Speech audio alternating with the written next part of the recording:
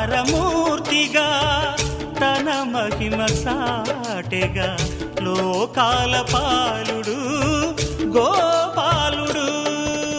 తీయని మత్తున ముంచిన మురళీలోలుడు, మాయని దూరము చేసిన గీతాచార్యుడు. కనుకనే అతని కథ తరములు నిలిచె కదా. తలచిన వారియదా తరగని మధుర సుధా.